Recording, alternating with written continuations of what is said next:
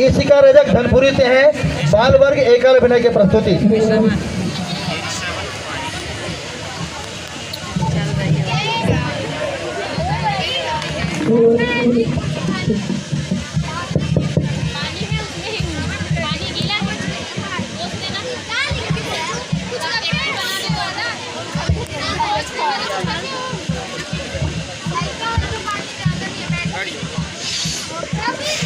हे युवक, मेरा नाम श्रवण कुमार। मुझे प्यास लगी है।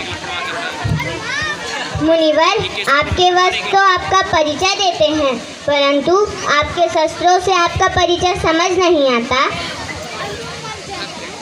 तुम मेरे वस्त्र देखकर मुझे मुनि कह रहे हो, किंतु मेरा धनुष, मेरा परशु मुझे मुनि सिद्ध नहीं करते, उच्च कुल का तो सिद्ध करते हैं। उच्च कुल? तुमने मेरा कर्म जाने बिना ही मुझे उच्च कुल का सिद्ध कर दिया।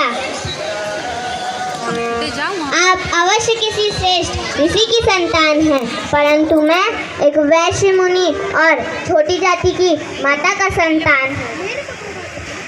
श्रवण, अपनी माता को छोटी जाति का कहते हुए तुम्हें माता तो माता होती है जो पूजनीय होती है।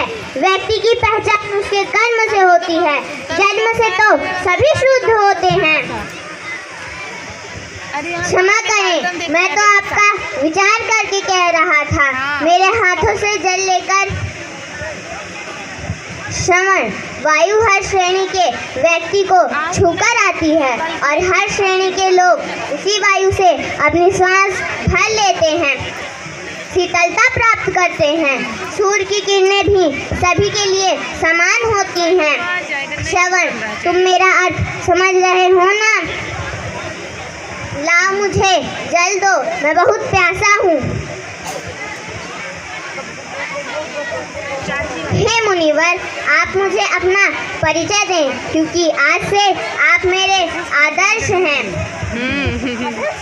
श्रवण, मैं पिता जमदग्नि और माता रेणुका का पुत्र हूँ। जन्म से तो ब्राह्मण हूँ, किंतु क्षत्रिय बनना पड़ा।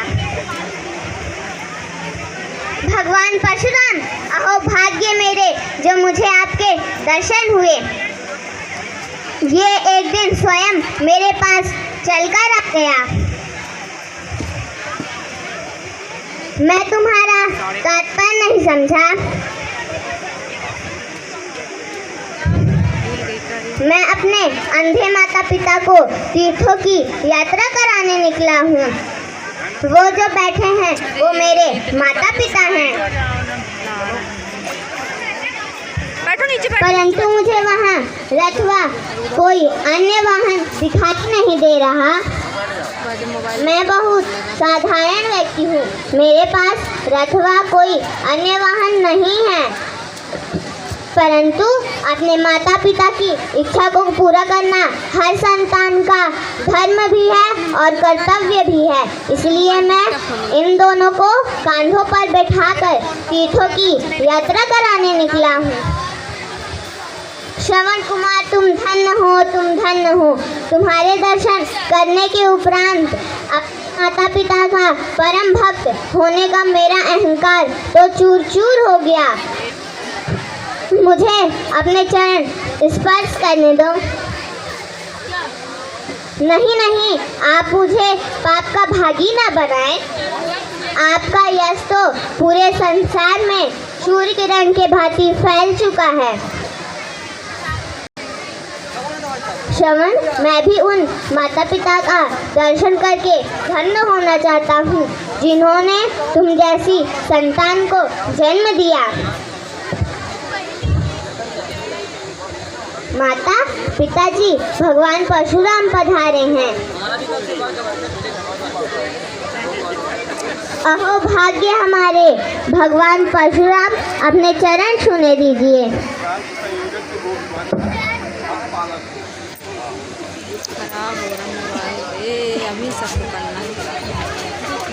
हरिओम। बहुत ही प्यारी प्रस्तुति बहन की, और इसी के साथ ही बाल वर्ग की एकल प्रतियोगिता संपन्न हुई।